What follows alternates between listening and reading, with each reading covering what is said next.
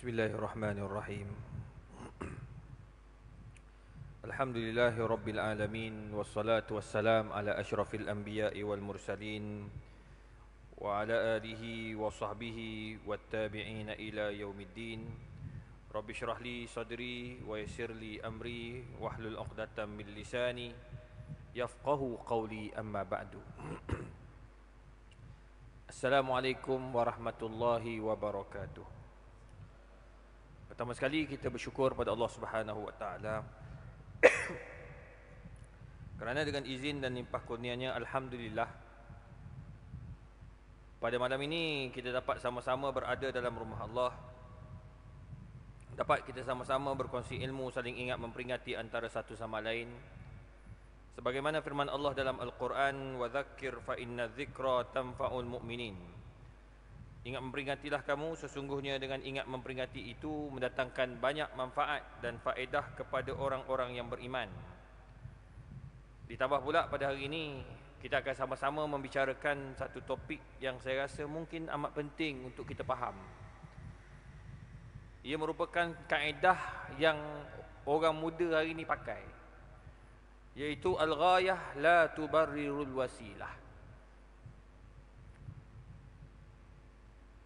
Matlamat kita tu tak boleh menghalalkan cara. Kaedah ini kita kena faham betul-betul, tuan-tuan, sebab kalau kita silap faham, kita akan boleh menghalalkan benda yang haram. Oleh sebab itu, bila saya tengok pada tajuk ini, saya rasa alhamdulillah masyarakat kita sudah mula minat untuk memahami asas-asas dalam penentuan hukum. Nak tentukan hukum ini, dia tidak semudah mana yang kita duk cakap dalam Facebook atau Instagram, tuan-tuan. Mufti-mufti kalau dia nak bercakap tentang hukum, mereka akan bermuzakarah, akan bincang. Dia ada penyelidik. Lepas penyelidik, dia akan bentang bahagian jawatan kuasa penyelidikan. Kalau akidah syariah. Lepas tu dia akan bawa kepada peringkat MKI. Pandangan hukum MKI maksudnya dibincangkan oleh mufti-mufti dulu seluruh negara. Bila semua dah bincang, dah lumat sama ada nak diteruskan atau tidak, masa tu dibincang. Kalau katakan okey, nak dibawa ke negeri-negeri, mereka akan putuskan okey, akan dicadangkan hukum gini, kata halal, tetapi akan dibawa di jawatan kuasa fatwa negeri-negeri pula, sebab fatwa tu bawah negeri. Dia bukan mudah-mudah kita nak keluar hukum, mudah-mudah. Kadang orang tanya, oh lambat mufti keluar hukum. Sebab bahaya, kalau salah keluar hukum, bahaya. Contoh, suatu ketika dulu orang nak haramkan, ataupun orang minta saya haramkan, mufti-mufti haramkan GST. Ingat tak GST? Kau ingat? Dia angguk-angguk GST suatu ketika dulu, ya Rabbi, habis. Orang marah sungguh. Sampaikan minta kepada ustaz-ustaz, jangan jadi iblis bisu, dia orang cakap dalam Facebook. Aduh, kita dengar rasa takut, tuan-tuan. Ini dah neraka dah tempat ni. Nak jatuhkan hukum, kalau nak kata GST tu haram, oh berat bang. Implikasi dia tu. Jadi bawa ke mufti-mufti negeri pula. Bila bawa mufti-mufti negeri, dia orang akan bincang lumat. Kadang-kadang lulus di peringkat kebangsaan, tapi di peringkat negeri dia hold. Sebab apa? Mereka risau. Sama juga macam GST tu. Kata nak haramkan, tak boleh bang. Kalau haramkan GST, masalah. Kenapa nak haramkan? Nak haram suatu benda ni, dia kena tengok apa sebab pengharaman. Dia panggil al-illah. Atau dalam bahasa buku usul fiqh ni, kaedah keluarkan hukum daripada dalil-dalil dalam Islam. Quran, sunnah, ijma', qiyas, istihsan dan banyak lagi lah semua tu. Ini dipanggil, kalau dekat universiti dalam pengajian Islam, dia panggil killer subject. Kalau dalam bidang engineering, saya tanya anak saya, dia ambil statistik, fakulti sains matematik. Dia kata subjek killer dekat dalam fakulti sains matematik adalah statistik. Dalam Engineering lain pula, dia adalah subjek-subjek yang killer subjek. Kalau usul fiqh ni dia panggil killer subjek. Nak jadi mufti wajib tahu benda ni. Nak kerja di jabatan mufti wajib tahu. Nak kerja di jabatan-jabatan yang melibatkan kajian hukum, dia wajib tahu benda ni. Sebab apa? Susah. Jadi nak jatuhkan hukum, dia kena tengok illah. Apa sebab illah? Sebagai contoh, arak. Bila turun ayat innamal khamru wal maisir wal ansab wal azlamu rijsum min amali syaitan fajtanibu. Allah kata jauhkan arak, judi, jauhkan. Jauhkan, apa maksud jauhkan? Ulama kaji. Jauh bermakna at-tard. Jauh bermakna haram. Maknanya judi dan arak tu haram. Ulama kaji lagi, dia panggil apa sebab arak itu haram. Dia kaji punya kaji, dia tengok dalam arak bila kita dapati ada warna merah, boleh tak nak haram warna merah? Boleh tak kita kata arak tu haram sebab warna merah? Boleh tak? Boleh tak, Ji? Boleh tak? Cameraman jawab, tak boleh. Tuan-tuan kena faham betul-betul ni. Dah letak tajuk payah, ni lah dia. Yang belajar tajuk ni mufti. Jadi tuan-tuan belajar, okey baguslah, okey hebatlah orang Masjid As-Salam ni. Kalau letak warna merah, bermakna air sirap haram. Bermakna air anggur haram. Bermakna semua air yang berwarna merah akan jadi haram. Air paip keluar merah haram. Padahal air karat tu tak boleh. Tak boleh. Sebab illah itu ataupun penyebab haram itu akan membawa kepada benda-benda yang lain. Haram tak, merah tak boleh. Nombor 2, peraman tak boleh juga. Kenapa tak boleh peraman? Kalau peram tu haram, bermakna semua jenis peram haram, termasuk buah pala. Baru ni saya pergi Penang, ada seorang hamba Allah tu, mamak. Dia kata, Ustaz, saya memang tak makan buah pala. Saya kata, kenapa? Haram, dia kata. Kenapa haram? Sebab peram. Dia macam arak. Ini dia belajar bau suku dia terus dah, dia tidur waktu lain. Dia peram sampai jadi arak baru jadi haram. Bila jadi arak, dekat sini dia cari illah ni, barulah jumpa pengharaman itu disebabkan al-iskar, mabuk. Bila mabuk saja, maka itulah yang akan diguna sampai kiamat. Pengharaman semua jenis benda-benda yang mabuk, termasuk dadah. Dadah mana dia sebut dalam Quran? Tu ada orang kata, mana sebut dalam Quran dadah haram? Itu payah kita. Payah. Memang tak ada bang. Kalau semua sebut dalam Quran, Quran bukan 30 juzuk, 30,000 juzuk. 30 kau tak khatam, nak 30,000 juzuk. Tu nampak tak? Pengharaman. Tak boleh cakap macam tu. Kita tak boleh nak haramkan sebabkan benda-benda yang tak jelas. Dia panggil tu sebab pengharaman mesti jelas. Maka mabuk, semua jenis mabuk haram. Nampak? Satu. Nombor 2, orang kaji. Kenapa kita dibenarkan untuk jamak dan qasar? Kaji punya kaji. Sebab kita letih. Kalau letih, bermakna orang yang jadi tukang buat rumah, dia boleh jamak setiap hari. Habis lah. Sebab illah itu dibawa. Punca keharusan jamak qasar itu dibawa. Apa dia? Sebab apa kamu jamak qasar? Saya letih. Letih boh. Nampak? Polis jaga jalan raya, letih boleh jamak. Saya boleh jamak ni. Datang daripada Bangi sampai sini 2 jam, alhamdulillah. 7.30 baru sampai. 5.30 keluar. Jalan jam luar biasa. Sebab orang tak naik motor, naik kereta sebab jerbu. Jam boh. Kalau ikut saya boleh jamak dah 2 hari. Sebab apa? Letih boh dalam kereta. Letih. Tak boleh. Kalau letih, habis lah. Haji, boleh jamak? Ji, nampak letih Ji. Jamak lah kejap lagi. Tak boleh. Mana boleh jamak? Lah kaji. Sebab keharusan itu adalah disebab as-safaru. Disebabkan pemusafiran. Yang lebih daripada 83 km.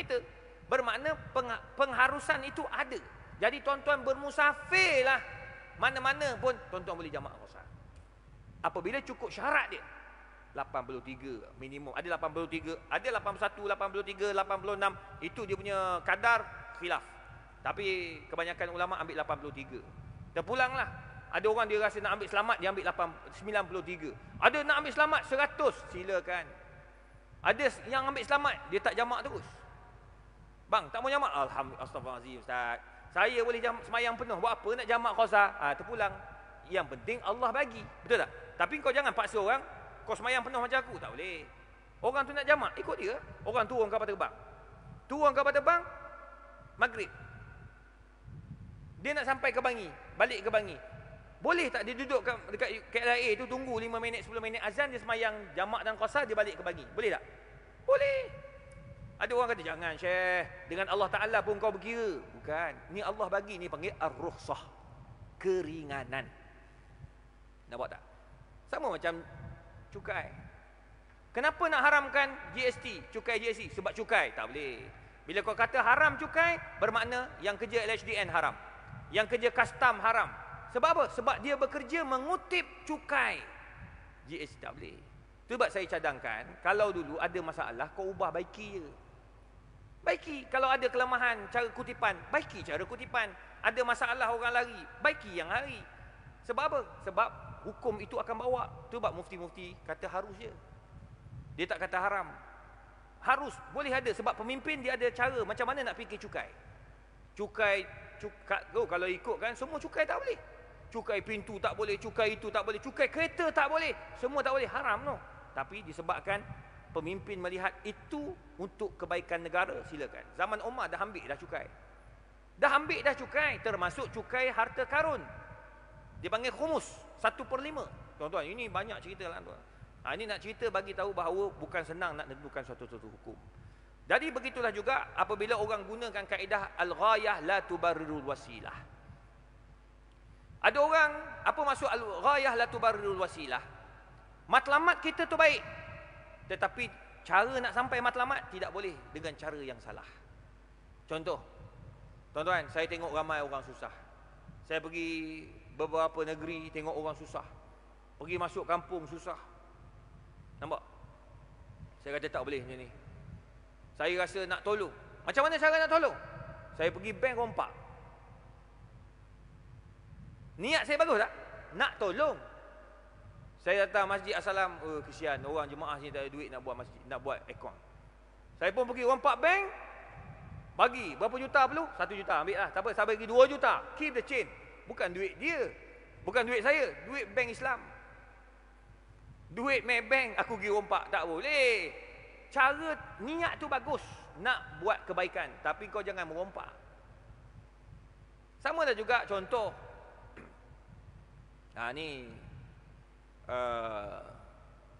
Niat baik. Niat nak ikut sunnah. Nak ikut sunnah. Sunnah apa? Sunnah poligami. Suka tu kakak belakang tu. Kau jangan gelak sangat kak. Silat-silat suami kamu duduk buat ni, kaedah ni lah. Al-ghayah la tubarrirul wasilah. Betul, kamu nak ikut sunnah Nabi, tapi kamu kena tahu macam mana cara nak sampai ke sunnah Nabi tu. Ini kahwin 2. Bagus, saya setuju. Ramai anak murid saya tak ada suami lagi. Ada orang Masjid Assalam nak, hantarlah proposal. Email saya izhar@ukm.edu.my. Hantar proposal, aku boleh hantar. Sekarang ni budak-budak kat universiti tu, dia tak nak kahwin yang umur sama dia nak cari yang tua-tua macam ni. Semua ada. Masuk rumah tu bismillahirrahmanirrahim, masuk terus. Tak payah fikir banyak-banyak. Kahwin dengan budak muda-muda lah. Hai. Gaduh je, duit tak cukup, tak dapat kerja, malas, macam-macam gaduh. Lah, ada setengah orang tu dia nak kahwin lebih, silakan. Tapi ingat, nak sampai tu, kalau kau tak buat betul-betul, kau akan burukkan nama sunnah Nabi SAW. Tak boleh lah. Niat kita bagus, nak ikut sunnah Nabi SAW. Tapi cara tu tak betul. Antara pertama, kamu kahwin, kamu tak mampu. Itu tak betul dah. Nabi kata, man istata'a minkumul ba'a falyatazawwaj. Niat kita bagus nak ikut sunnah, tapi cara tu salah. Kau kahwin dalam keadaan kau tak mampu. Zalimi isteri pertama, biarkan isteri kedua bahagia. Itu yang keluar kenyataan pelik-pelik tu. Isteri pertama dihormati, isteri kedua disayangi. Apa ke benda kau merepek tu? Kan? Ustaz Azhar marah betul ayat tu. Dia kahwin 2, 3 tu, dia tak bagi. Sekarang sama. Disayangi, disayangi, disayangi. Dihormati, dihormati, dihormati. Semua sama. Tu nampak? Nombor dua, ini tak bagus juga. Tuan-tuan kena ingat. Pesan pada anak-anak perempuan. Saya selalu pesan. Saya dengan isteri berbeza sikit pandangan dalam hal ni. Isteri saya, dia bukan anti poligami. Dia kurang selesa dengan poligami. Sebab dia kata tidak ada ustazah-ustazah yang membenarkan. Sebab dia orang sains, dia pensyarah biologi. Pensyarah biologi. Pensyarah sains lah mudah cerita. Kejap dia mengajar sains, kejap macam-macam sains dia ajar. Dia kata, saya akan izinkan kahwin seorang lagi. Maksud izin tu saya lah. Tapi saya tak kisah izin dia tu. Kita beli beras. Bang, beras mahal pun saya beli, bos. Tapi saya malas je sebab dia yang masak beras tu. Gaduh nanti leceh. Jadi biarlah macam ni saya hidup saya. Jadi dia kata biar ustazah lepas dulu. Dia guna ayat tu, payah lah. Dia kata ustazah pun tak bagi. Ustazah pun bagi hukum boleh. Dia kata boleh, tapi bukan bini aku, bukan suami aku, dia kata. Jadi dia nak kahwin lebih. Isu dia, dia buat macam mana? Dia ajak perempuan pergi kahwin kat Thailand, kahwin kat Indonesia, kahwin dari sudut hukum boleh, tapi dari sudut undang-undang kesian kat budak perempuan tu. Tu saya cakap orang rumah saya, jangan anti orang poligami. Sebab kita ada anak perempuan. Sila air bulan anak perempuan kita akan dimadukan. Atau dia mengambil hak orang lain. Awak jangan mulut-mulut jaga. So sekarang dia cakap apa dah? Saya diam. Saya okey. Macam biasa, nak kahwin seorang lagi. Niat tu ada yang penting. Pahala dapat dah. Buat 2 kali pahala. Ni live ke apa ni? Live. Selamat. Dah tak boleh buat apa lah bini aku ni. Tapi nak beritahu, anak kita, siapa-siapa pun, kalau nak kahwin dua, nak jadi nombor 2, minta dengan suami tu, kalau kau betul-betul nak ambil anak aku jadi poligami, kau kahwin kat Malaysia. Kau jangan kahwin kat luar. Kesan bila kahwin luar, memanglah niat dia bagus, nak ikut sunnah Nabi, nak halalkan benda yang haram. Tapi kau kena ingat kesan-kesan buruk kepada anak-anak kita. Apa kesan pada perempuan ni? Dia bila pergi ke Thailand kahwin, balik tak daftar, dia macam tak kahwin. Anak, kepada siapa nak bin? Betul lah bin dia kan, dari sudut hukum bin dia lah. Tapi dari sudut undang-undang, banyaklah implikasi dia. Nampak? Kalau mati sebagai tu, na'udzubillah lah ya Rabbi. Kahwin dah, besarkan anak 2, 3, 4 tahun baru bagi tahu isteri pertama. Isteri pertama ni baru tahu lah, ada nombor 2 kahwin kat Thailand, tak didaftarkan. Jumpa masa bila? Jenazah dah terkujur lalu kat masjid.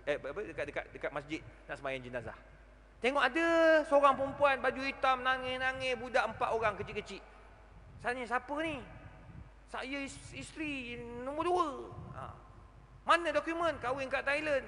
Daftar? Tak daftar. Habis. Harta tak dapat 1 sen pun. Kesian. Tu 4 orang siapa nak hidupkan tu? Siapa nak bagi makan tu? Tuan-tuan jangan. Ini nampak simple, tapi ia melibatkan hukum yang melibatkan kezaliman dan sebagainya. Sebab Allah tak bagi zalim. I'dilu huwa aqrabu littaqwa. Jadi orang adil baru kita jadi orang bertakwa. Ini tak kita buat benda yang salah. Sebab nak kejar niat tu, nak kejar kita punya matlamat, tapi cara nak sampai matlamat tu salah. Itu nombor 2. Nombor 3, tuan-tuan juga kena ingat, bila sebut matlamat, tidak boleh menghalalkan cara apabila orang hari ni nak nampak cantik. Hari ni saya dah tengok macam dah luar biasa dah tuan, berubah. Tadi saya ada mesyuarat sekejap tadi di Damansara, lepas tu di Bangsa. Tuan-tuan, muka tu saya boleh tahu sebab saya buat buku dengan orang sains mengenai fake kosmetik, pembedahan kosmetik.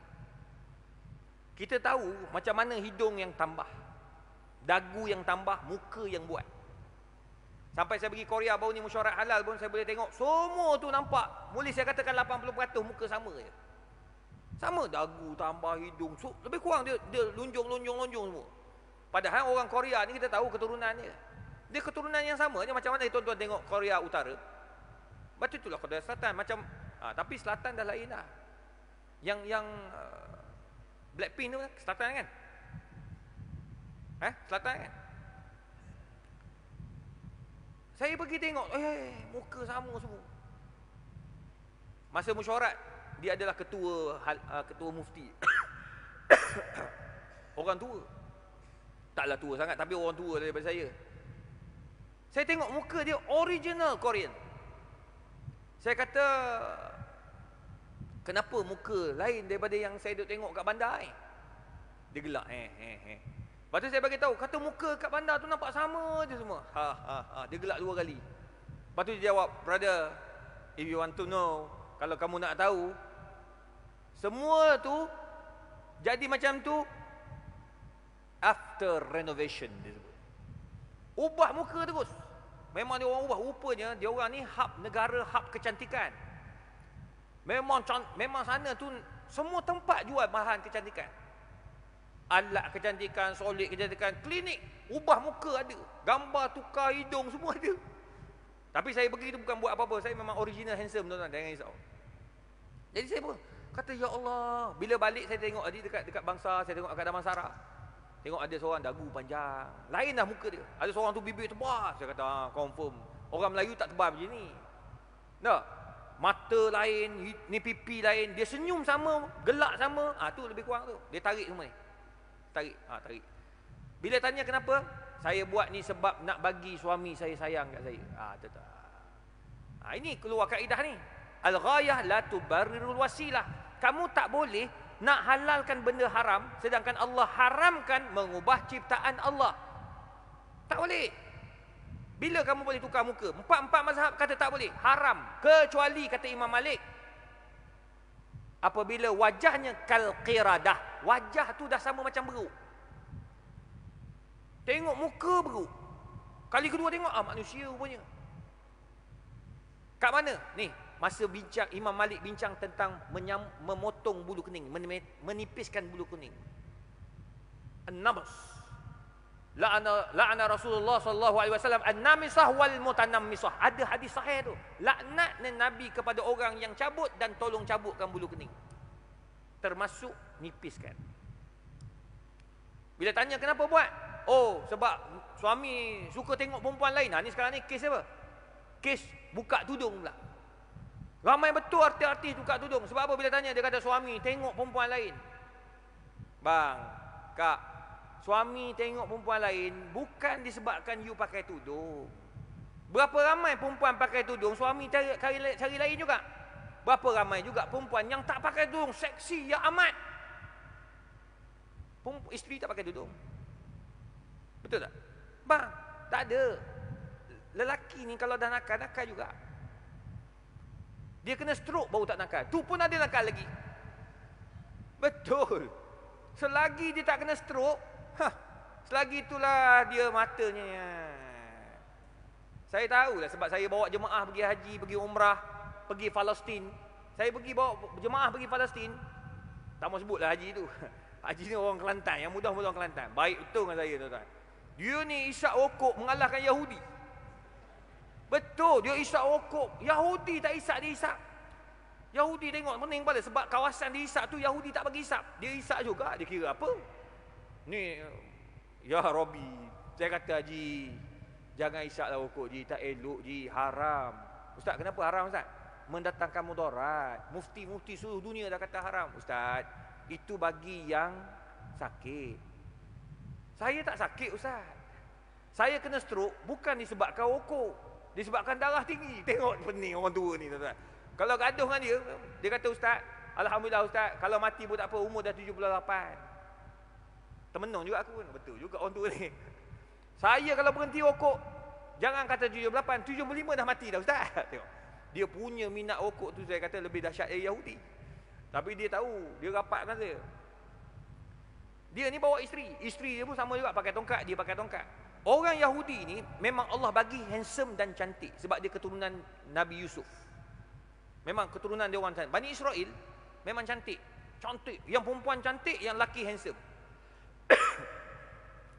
Nak lawaknya orang tua ni sampai kat masjid Nabi Musa. Jadi masa kita sampai tu, ada polis perempuan tau. Duk main kawasan, duk buat lawatan. Dia buat macam memantau orang Islam yang ada. yang ada kat situ. Dia ni senjata semualah. Tapi muka cantik, memang cantik semua. Saya pun tengoklah, tengok sekali je lah. 2 kali tu dosa. Dan sekali tak apa, rezeki.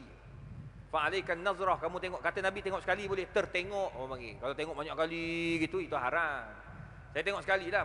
Hak pakcik ni sama juga. Dia dengan saya sama, mazhab satu. Dia tengok sekali je.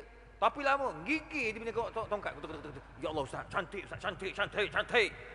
Terus isap okok. Dia kata tak boleh Ustaz, kena isap okok, stres dia. Saya kata stres apa tu, apa nama rumah ada tu, hajah kan. Dia kata sebab dia ada tu aku stres kata. Aduh, orang tua tu. Sekarang umur dia berapa? Saya pergi baru ni last 2019.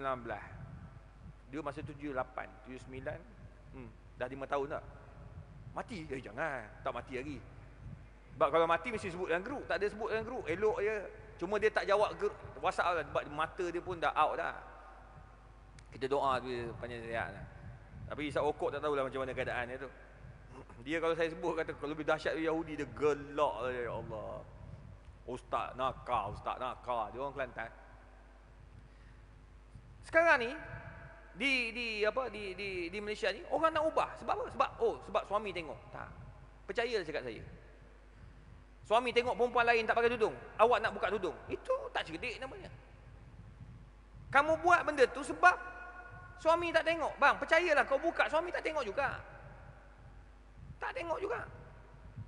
Itu sebab suami, Allah kata, "Qul lil mu'minin yaghuddu min absarihim." Bagi tahu orang lelaki tengok. Orang lelaki jaga mata, jaga nafsu, jaga kemaluan. Orang lelaki kena jaga mata, kamu yang kena jaga.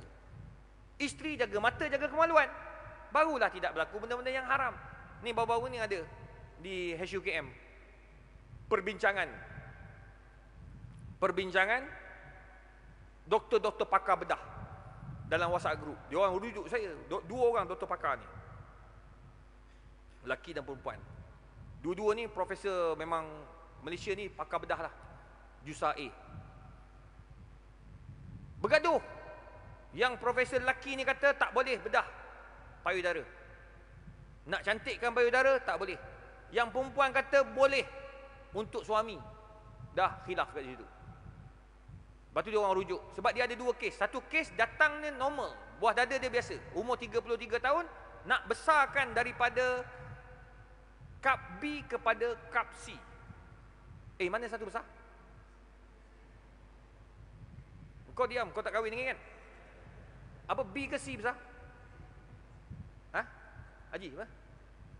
Haji jangan malu-malu lah Haji. Dia nak besarkan daripada kap C ke B? B besar. Siapa mana yang besar? B besar. C, daripada C ke B. Betul Haji? Kan silap pula aku ni. Tak ingat tanya rumah ni, ya Rabbi. Yang penting besarkan daripada dia nak besarkan ikut kap. Doktor ni akan tengok kap berapa cm, adalah cara dia tu. Sebab dia orang rujuk saya ni. Dia kata, "Ustaz, yang umur 33 tahun ni nak besarkan daripada 1 kap ke 1 kap." Sedang gitulah. Aku pun tak ingat dah B ke C. Tukar daripada kap A ke 1 kap ke 1 kap yang lain. Besar lagi, 1 kap je. Sebab ada yang nak buat besar daripada 1 kap ke 3 kap. Atau ke 2 kap. Nanti saya bincang ni. 1 kap ke 1 kap yang lain, adakah dibenarkan? Saya kata kalau dah elok, cantik dan normal macam perempuan lain, hukumnya haram, tak boleh. Tak ada keperluan kau buat tu. Untuk suami tak boleh.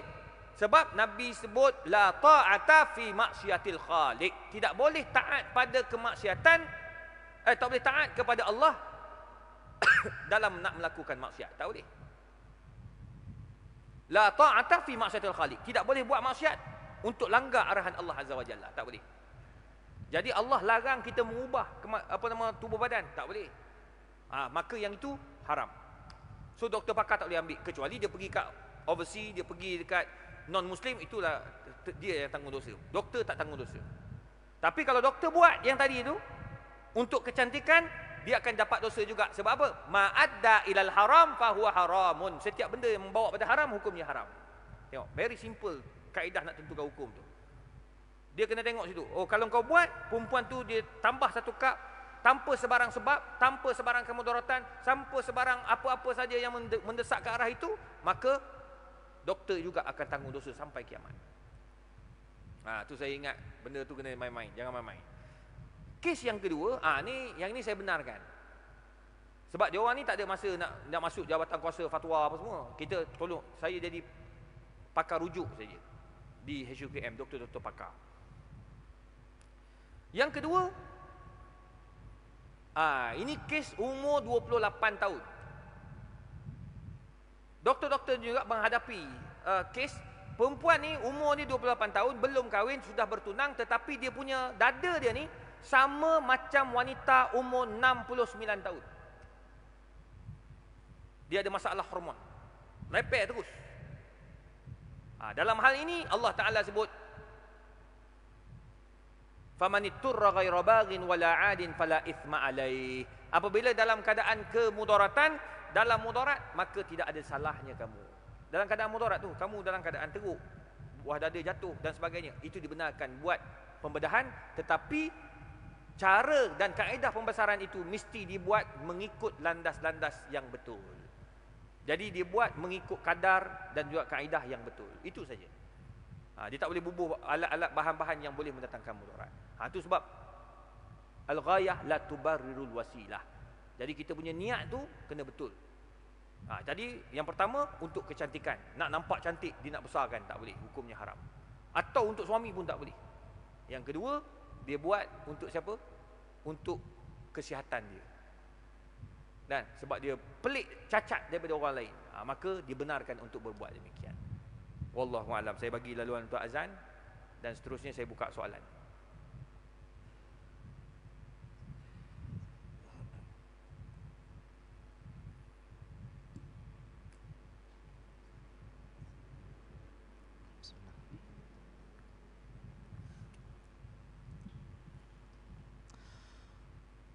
Allahu Akbar,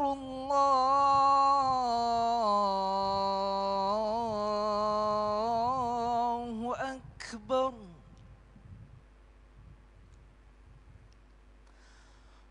Allahu Akbar,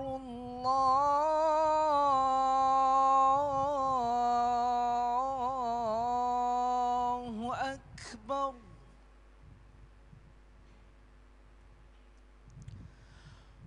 أشهد أن لا إله إلا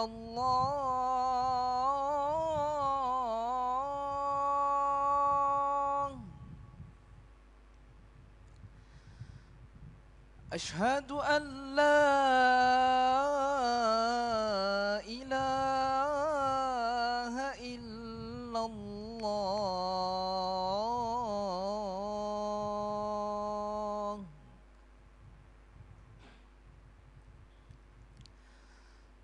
أشهد أن محمد رسول الله.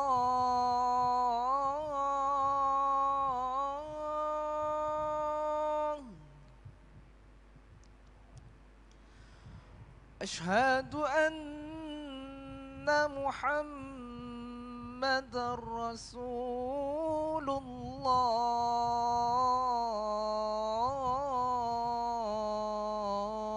الله.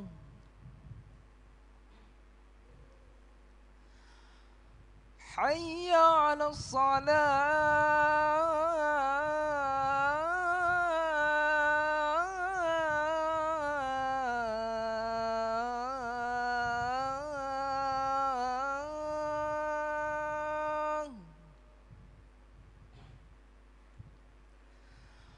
حي على الصلاة.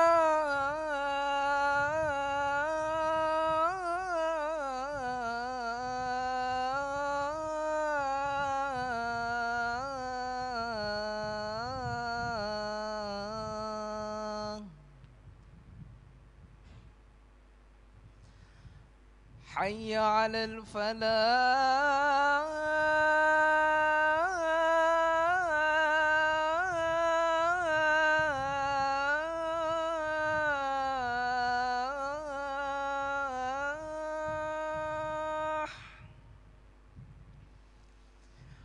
حي على الفلاح.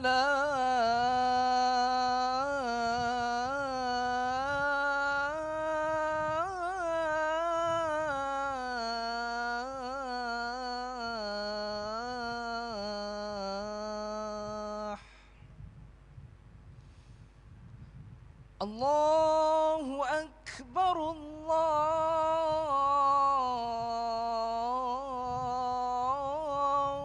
أكبر لا إله إلا الله.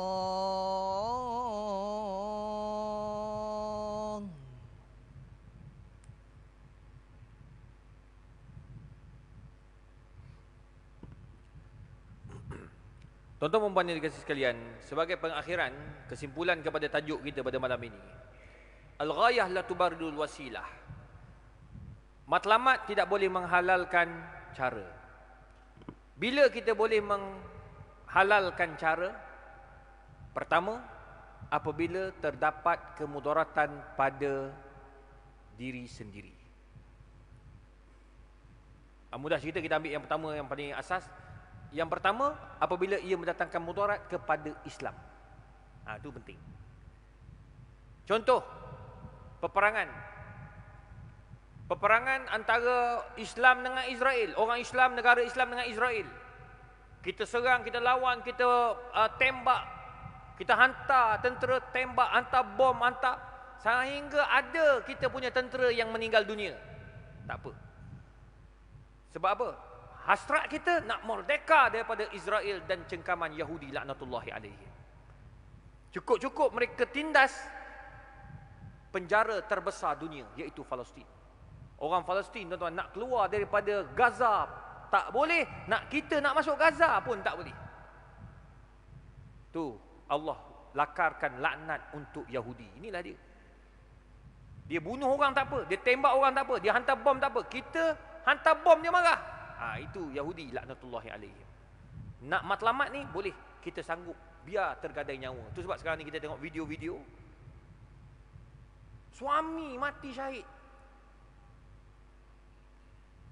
Seorang doktor, seorang nurse berlari keluar hospital. Istusyhida, meninggal dah, meninggal syahid suami aku. Allahu akbar, gembira suami mati syahid. Tu hebat. Sebab apa suami mati syahid? Tapi di Malaysia jangan buat gitu. Alhamdulillah, accident dah, mati dah suami aku. Sudah. Itu pelik dah tu. Jangan buat kerjanya tu. Itu confirm nak suruh suami mati awal dapat harta. Ni sana tak. Dia orang tak ada harta. Dia orang tak ada apa-apa. Tapi dia tahu suami dia mati syahid nak memperjuangkan negara dan bangsa dan juga agama. Boleh. Itu untuk memperjuangkan agama. Nombor dua, dibenarkan untuk menghalalkan benda haram ini, cara yang haram ini untuk sampai ke matlamat kita apabila ia mendatangkan kemudaratan kepada diri kita. Macam tadilah, kita dibenarkan makan ubat daripada sumber yang haram apabila tidak ada pilihan yang lain. Sebagai contoh, guna gam Tisel 1, Tisel 2. Ni untuk doktor pakar bedah. Profesor Datuk Hanafiah hadir dalam mesyuarat tersebut. Dr. Lenny, pakar bedah di Malaysia ni, mereka antara pakar bedah vaskular. Besar-besar punya kepala lah apa semua. Dia orang kata apa? Dia kata otak kita ni dia kena ada cecair. Ada cecair. Dia tak boleh tak ada cecair. Wajib ada cecair. Allah buat tu cantik otak kita. Dia terjaga. Di luar otak kita, kepala kita ni ada dua lapisan. Lapisan satu, lapisan dua, tengkorak. Kedua-dua masa dia buat pembedahan, kalau kena stroke, na'udzubillah lah, kena stroke, na'udzubillah lah, accident, ada darah beku, ini semua akan pecah lah. Dia akan buka habis. Kepala ni kalau buka, tuan-tuan, 50-50 lah. Kalau hidup, alhamdulillah, tapi cacat. Atau tak ingat, atau yalah macam tu lah.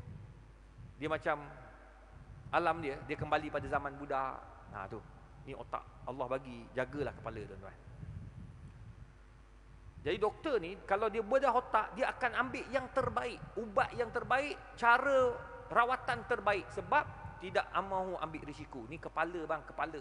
Tu sebab nak bedah satu kepala ni 20 orang pakar dekat HKL akan bermusyawarah. Dan dia akan bincang, tengok berapa ramai yang sokong untuk bedah. Ni, sebelum bedah ni, anak kawan saya bedah, anak orang Puchong. Orang Puchong perdana. Kawan baik, membesar dengan anak saya. Dia sekolah kat Puchong ni. Tiba-tiba muntah-muntah. Sihat budak tu, baru period yang pertama.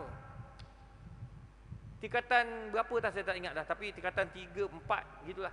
Nak nak PMR. Muntah-muntah. Jadi doktor bagi ubat, apa mungkin dia gastrik ke apa. 5-6 hari muntah tak boleh.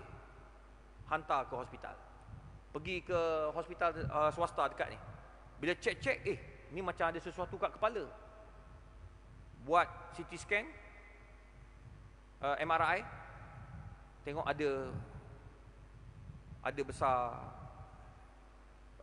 buah guli dalam otak, dalam kepala. Pergi hantar HKL, cek-cek, ambil buka, terpaksa buka ni. Buka ni nak ambil sel. Tengok, nak ambil sel. Dia kena buka yang dalam tu, dekat otak tu. Dia bukan boleh ambil celah-celah lagi, tak boleh. Dia kena ambil hak tu, sel tu ambil, nak bawa ke bahagian kanser. Buka tu tuan. Masa nak buka tu, bincang, ya Rabbi. Bincang punya bincang.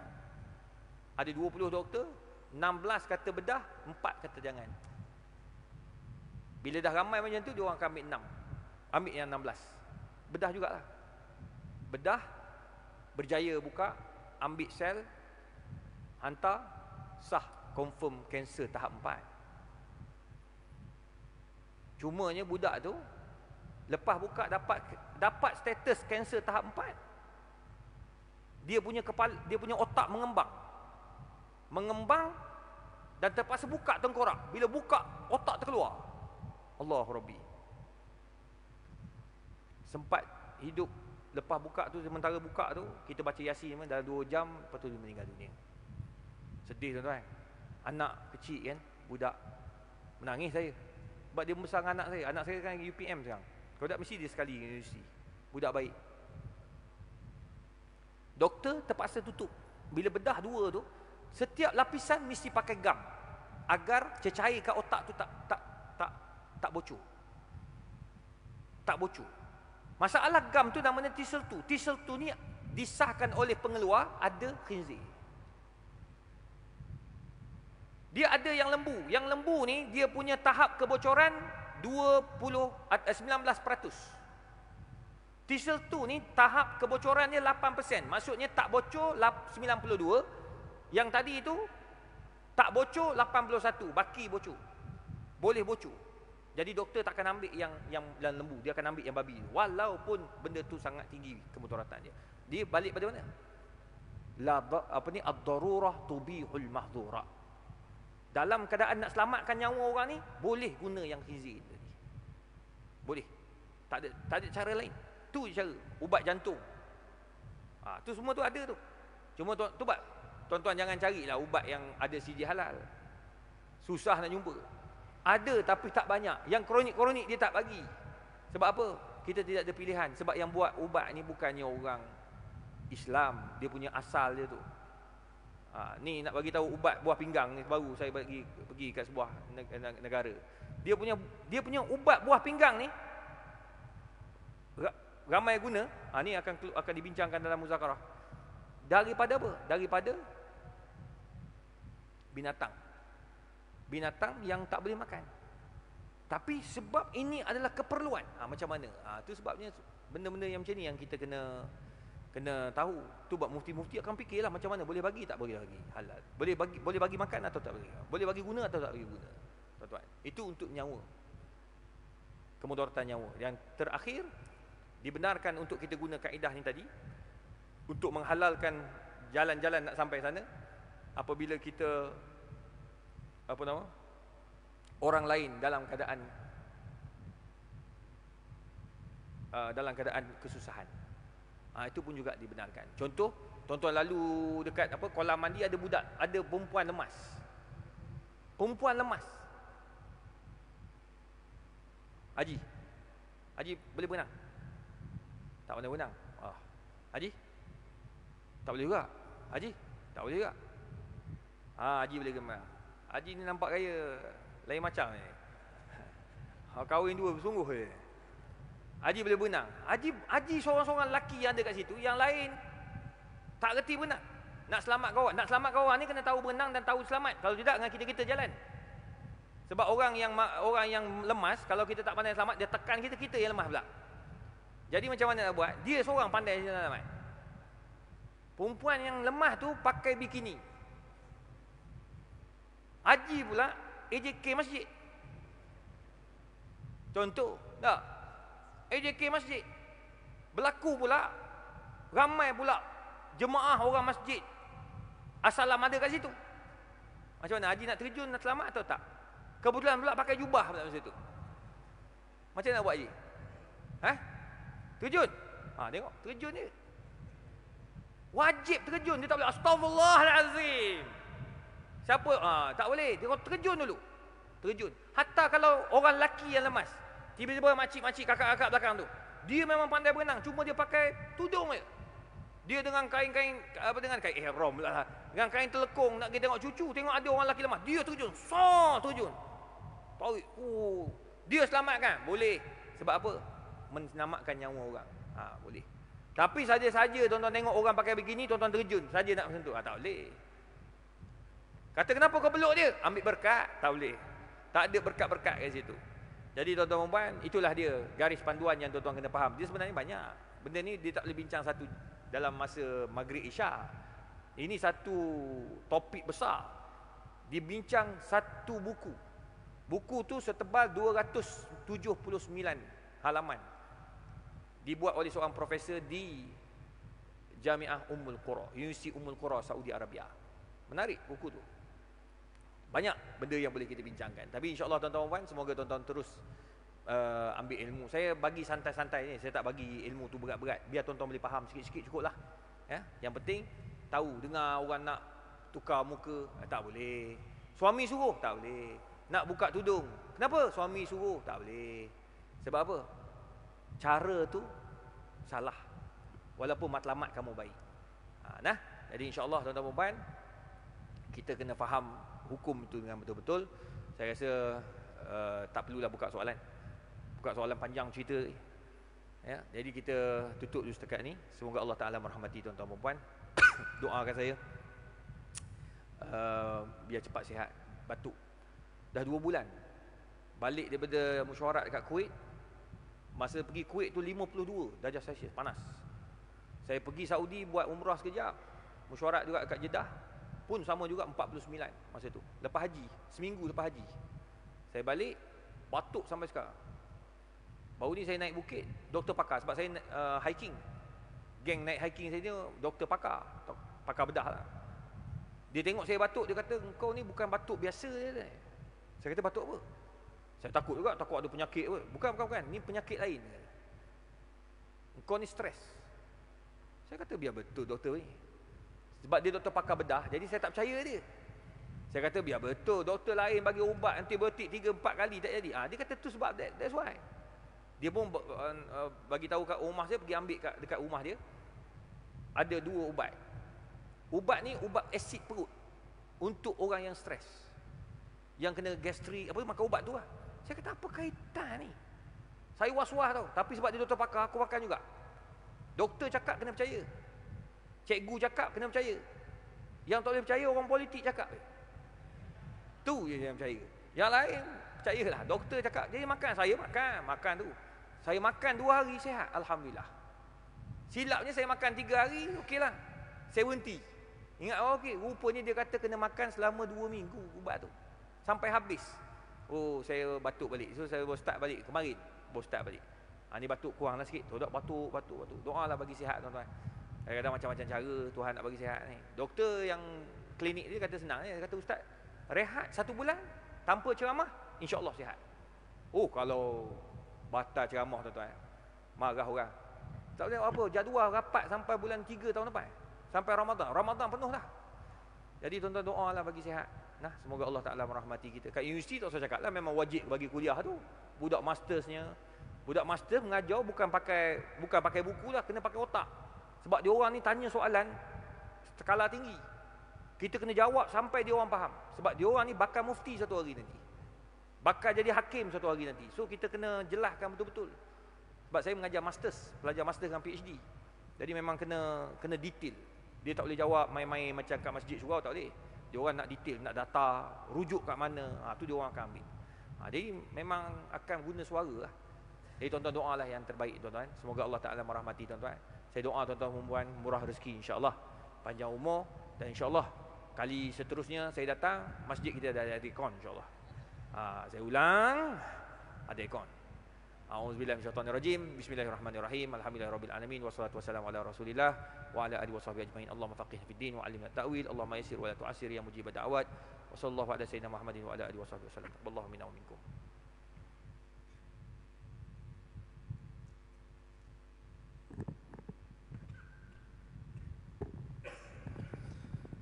Waalaikumsalam warahmatullahi wabarakatuh.